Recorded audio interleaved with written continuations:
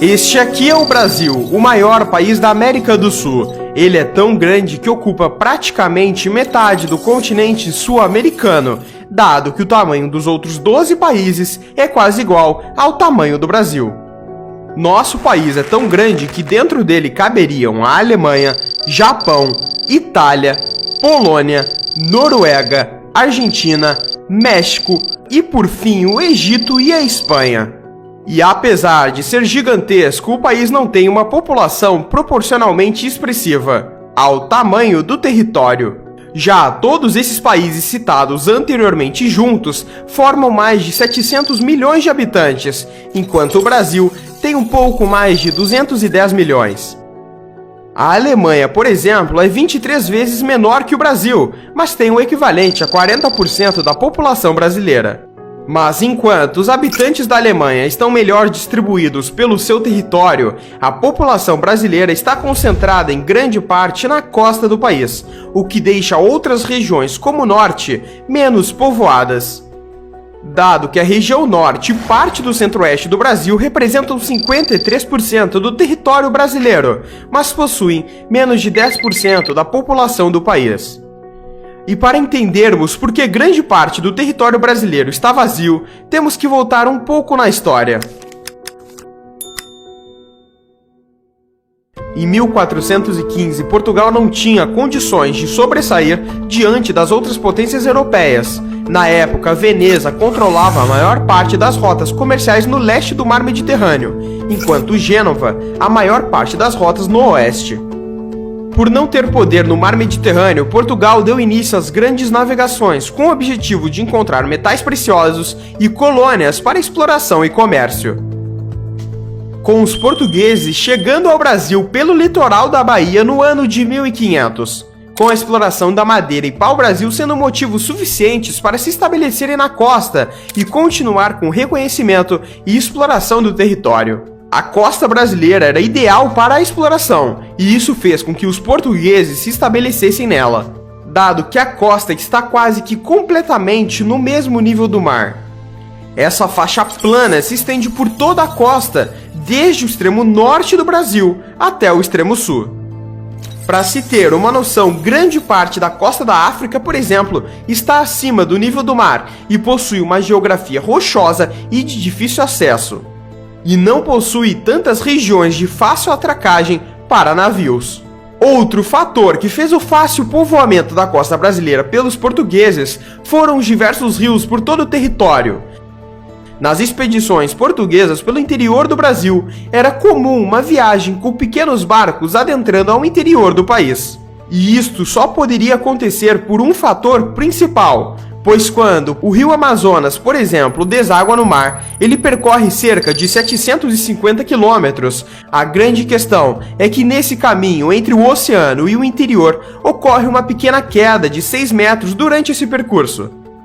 Já no caso da África, por exemplo, a média dos rios no continente tem uma queda de cerca de 300 metros, o que impossibilitou a passagem de barcos por esses rios.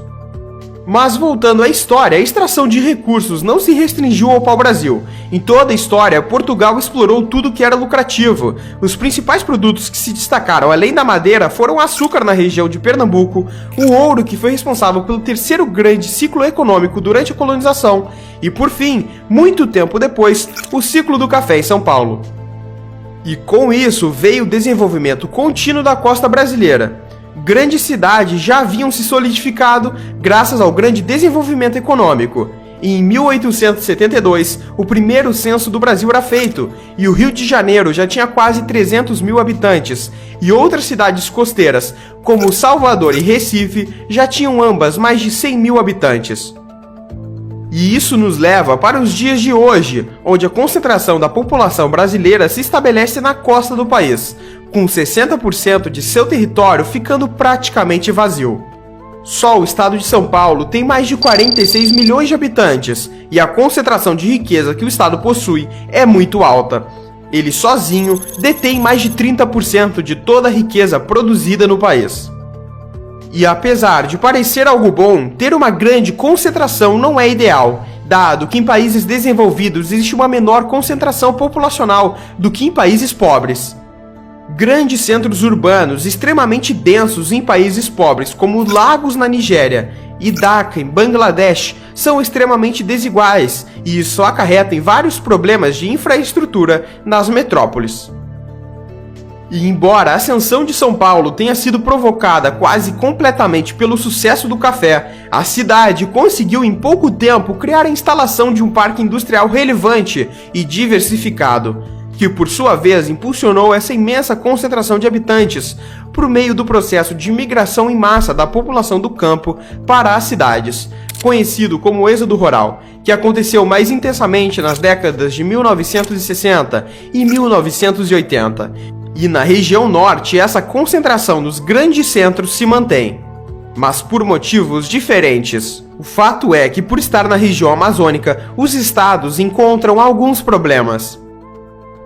O primeiro é o difícil acesso ao interior do estado, o que impossibilita sua povoação. Além disso, a alta taxa de territórios indígenas na região não permitem a exploração do mesmo. Apenas no estado do Amapá, por exemplo, a sua capital, Macapá, concentra mais de 70% da população do estado. O que nos leva a entender a pesquisa feita pela Embrapa, que mostra que 80% da população brasileira está concentrada em menos de 1% do território do país. Mas tudo isto tende no futuro a diminuir, dado que o êxodo rural praticamente vem cessando após os anos 2000 e o interior do Brasil se desenvolve cada vez mais, principalmente após a construção de Brasília, que trouxe investimentos de outros estados para Goiás, Mato Grosso do Sul e o Mato Grosso. Estados do norte como Roraima, Amapá, Acre e Amazonas têm visto sua população crescer muito mais do que outros estados nos últimos anos. Dado que nos últimos 10 anos, de acordo com o IBGE, os índices de crescimento populacional foram de 23% para a região norte e 21% para o centro-oeste. Nas demais regiões do país, o aumento de habitantes foi de 11% no nordeste e, por fim, 10% na região sul e sudeste. O principal motivo do grande crescimento da região norte é principalmente a Zona Franca de Manaus. Já no centro-oeste é a grande atuação do agronegócio brasileiro, o que traz investimentos para aqueles estados.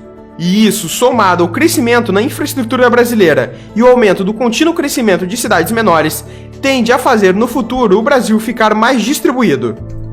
E esse foi o exato motivo pelo qual 60% do território do Brasil está vazio. Se você gostou do nosso conteúdo, pedimos que nos siga no nosso Instagram. Lá pode ter um contato maior conosco e temos conteúdos diários sobre geopolítica. @capfinanceiro ou o primeiro link na descrição. Quai, seu app de vídeos curtos.